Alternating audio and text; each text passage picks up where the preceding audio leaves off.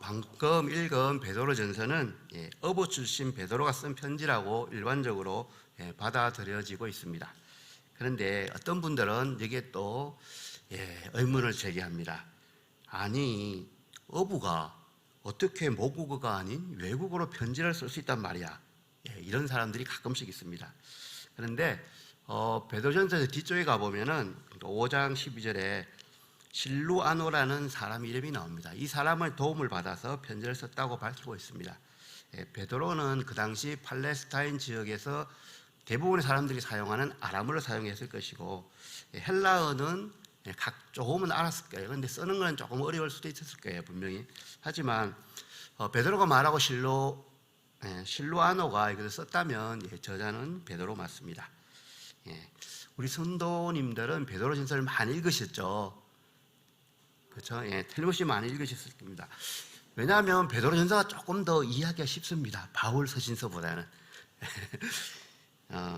근데 베드로전서나 베드로후서를 읽으면 어떤 단어나 어떤 구절이 딱 이렇게 가슴에 와닿던가요?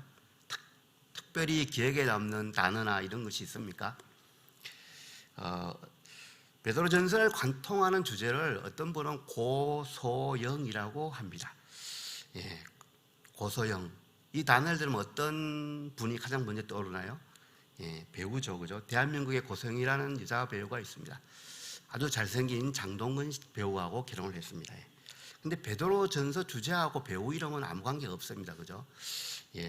그런데 고소영이라는 이 단어를 옛날에 조금 전에 우리는 다 들었습니다. 텔레비에서 자주 나왔습니다.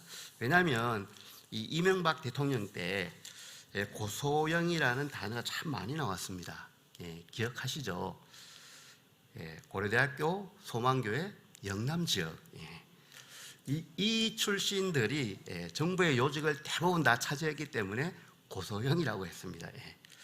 베드로전서에 나오는 고소영은 조금 다른 의미입니다. 고는 고난을 뜻합니다. 소는 소망을 뜻합니다. 그리고 영은 영광을 뜻하죠. 베드로전서는 읽어보면은 뭐가 비장한 각오가 숨겨져 있는 것 같아요.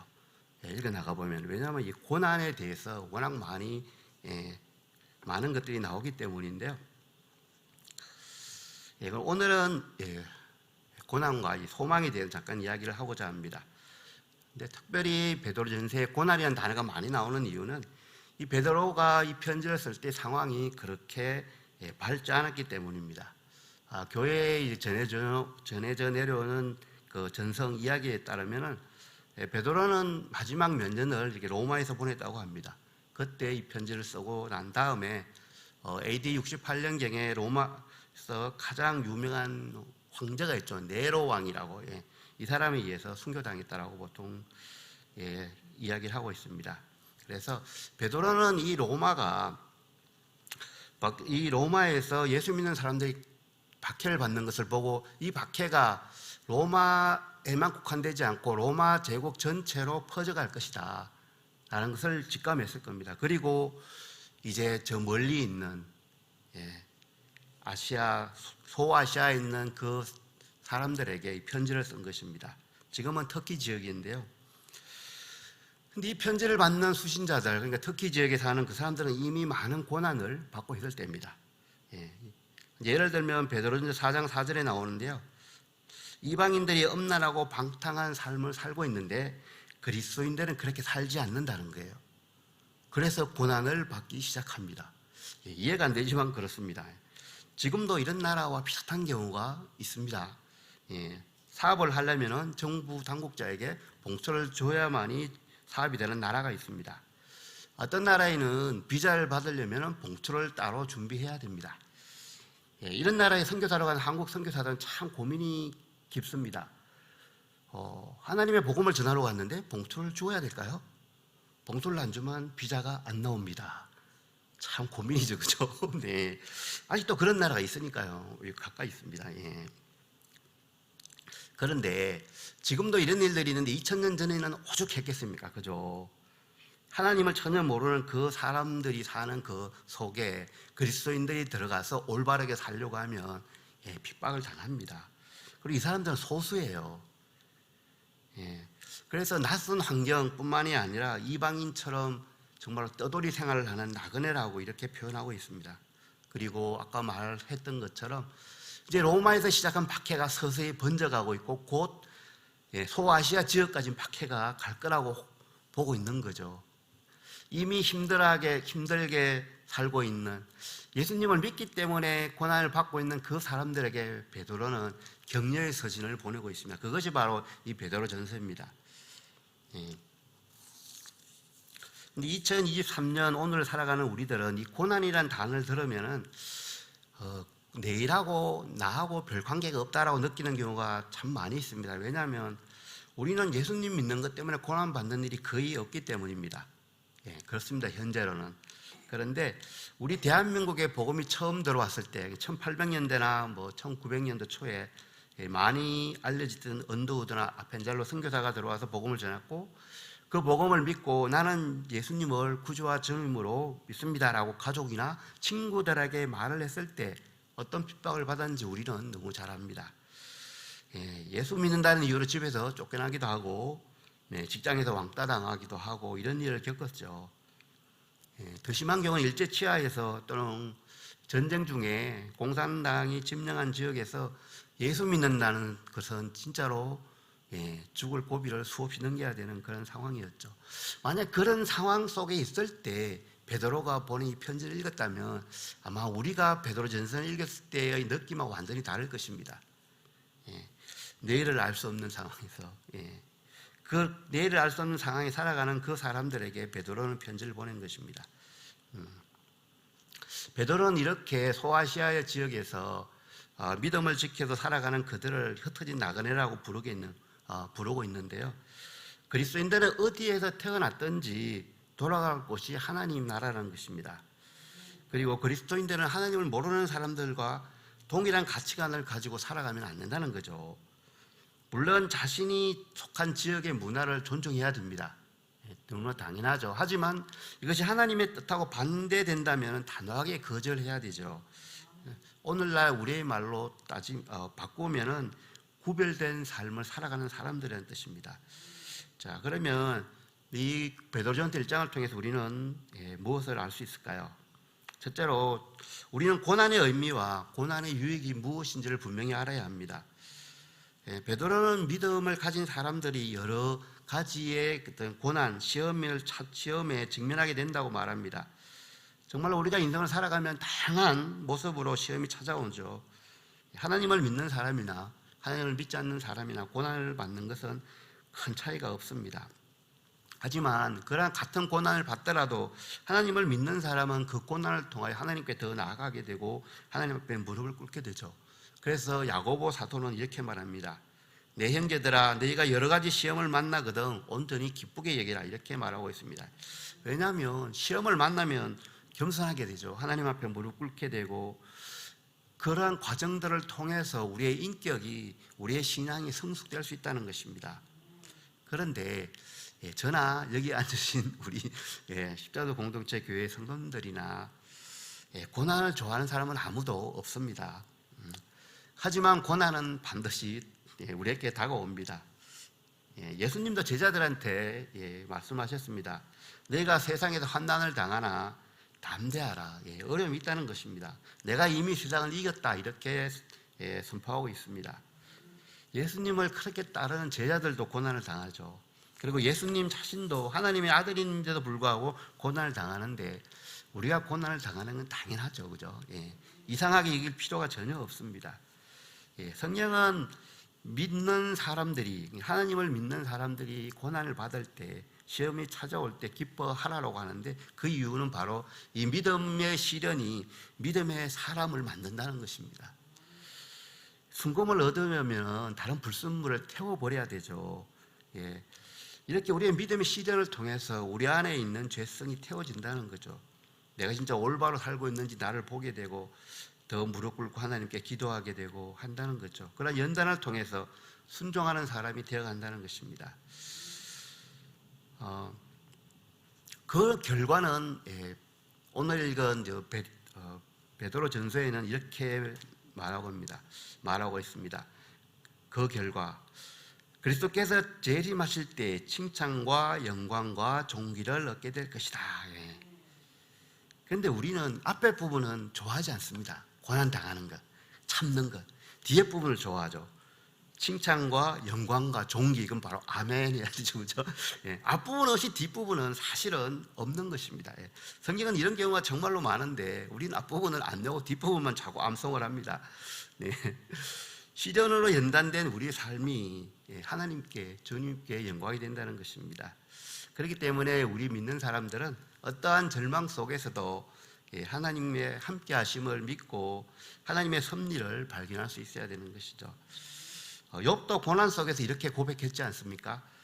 나의 가는 길을 오직 그가 아시나니 그가 나를 단련하신 후에는 내가 정금같이 나오리라.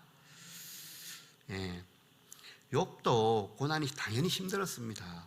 욥도 사람이거든요. 하지만 그 연단하신 하나님의 뜻이 지금 당장은 알 수 없지만 하나님의 뜻이 있다는 것을 믿기 때문에 이런 고백을 할 수 있던 것입니다. 우리를 빚어 가지시는 거죠. 아름다운 모습의, 우리가 생각하는 아름다운 모습이 아니라 하나님이 보실 때 아름다운 모습, 바로 믿음을 가진 그 모습으로 빚어 가시는 그 하나님을 기억해야 합니다. 믿는 자에게 고난은 특별한 것이 아닙니다. 성경에 보면 수많은 믿음의 선진들은 고난을 다 받았습니다. 한결같이. 왜냐하면 고난이 있으므로 우리가 하나님을 더 올바르게 믿고 겸손하게 기도하고 우리의 인격도 하나님이 원하는 방향으로 바꾸어져 가기 때문입니다. 고난은 분명히 아픕니다. 많이 힘들어요. 하지만 고난의 유익은 참 큽니다. 그걸 기억했으면 좋겠습니다. 그리고 두 번째로, 고난 중에도 산 소망을 가지라고 합니다. 우리를 애워싸고 있는 고난이 얼마나 크더라도,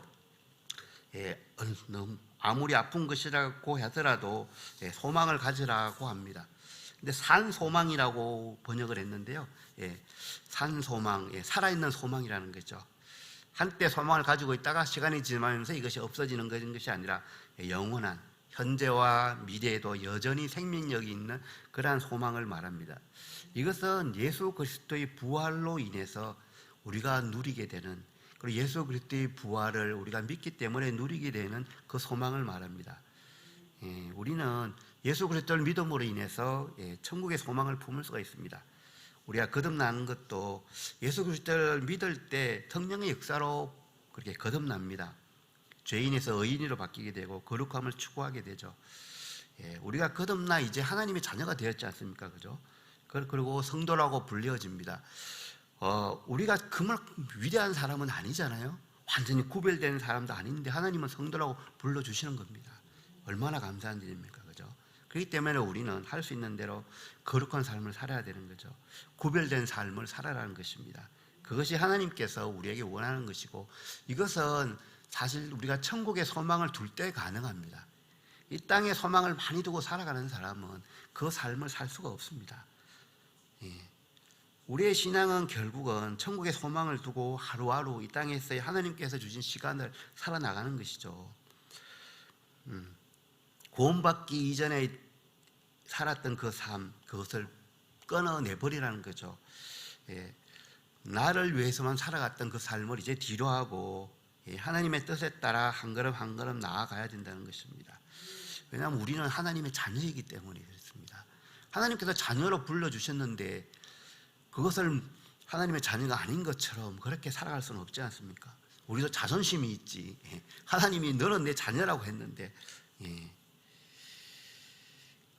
성경은 믿는 자는 영생을 얻었다라고 선언해 줍니다. 얼마나 감사합니까? 그죠? 하나님께서 약속해 주셨습니다. 영생을 이미 얻었다라고.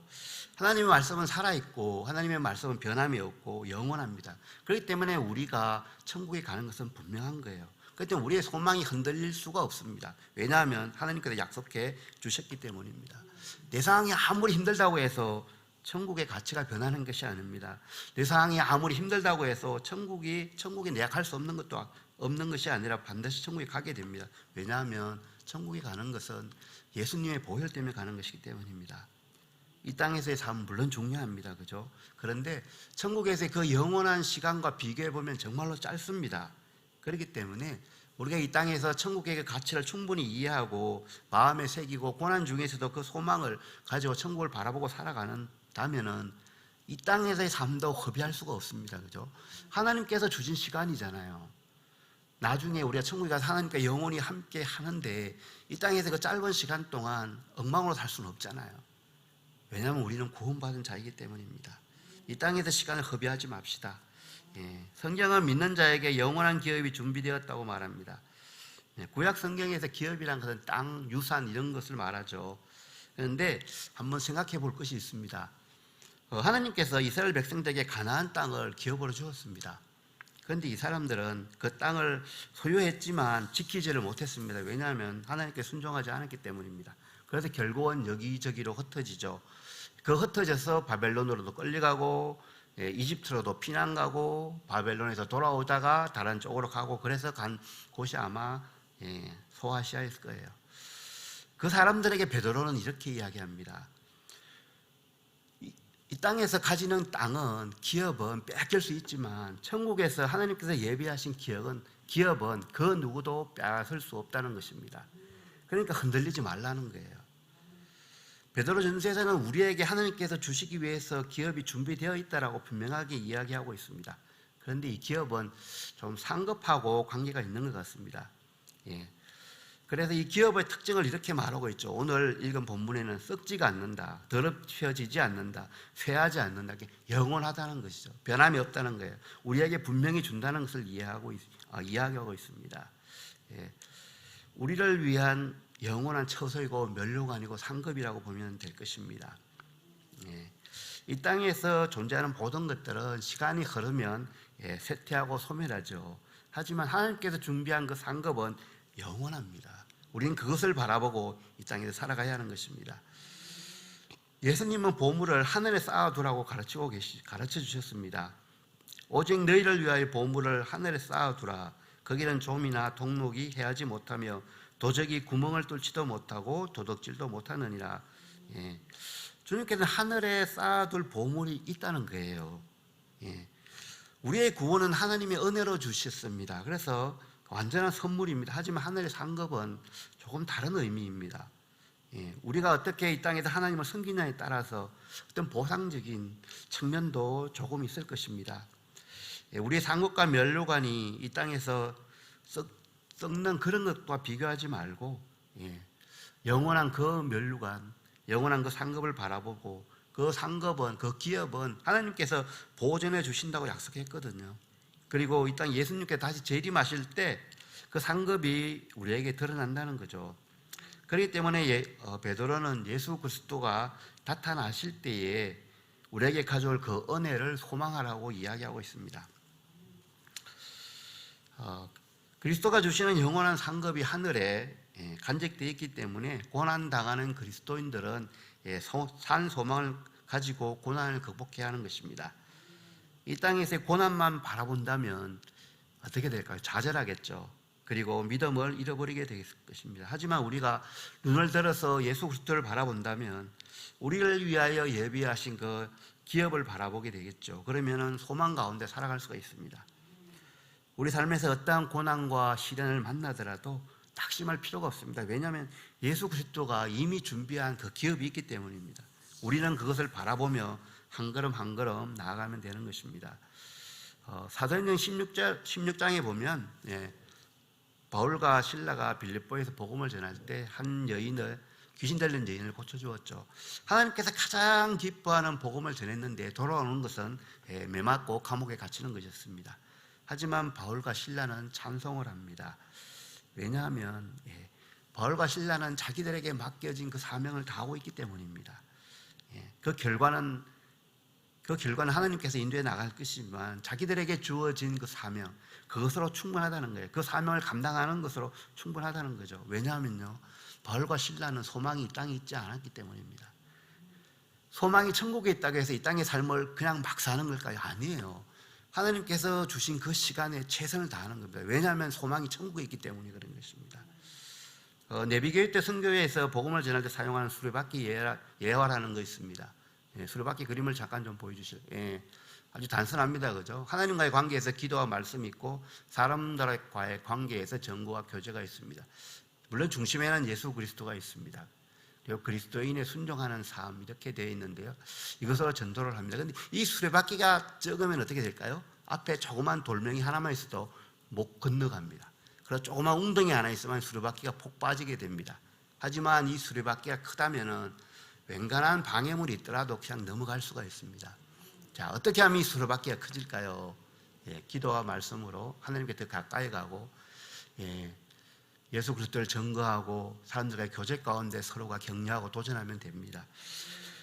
이 수레바퀴가 커지는 것이 바로 우리가 하늘의 소망을 두고 살아가는 사람들입니다. 하늘의 소망을 두고 살아가면 이 수레바퀴가 커지게 됩니다. 그래서 조그만 고난이 오더라도 그것에 굴하지 않게 됩니다. 시간이 지난다고 해서 우리의 믿음이 점점 더 커질까요? 아닌 것 같습니다. 저절로 커지지 않습니다. 우리의 믿음은. 하늘의 소망을 두고 살아가는 것이 시간이 지난다고 해서 저절로 그렇게 될까요? 아닙니다. 말씀을 읽으면서 기도하며 자신의 욕망을 죽이고 성경적인 가치관으로 채워나갈 때 이것이 가능합니다. 하나님의 사랑이 얼마나 큰지 체험을 해야지 가능하죠. 이것을 알아야지 가능하죠.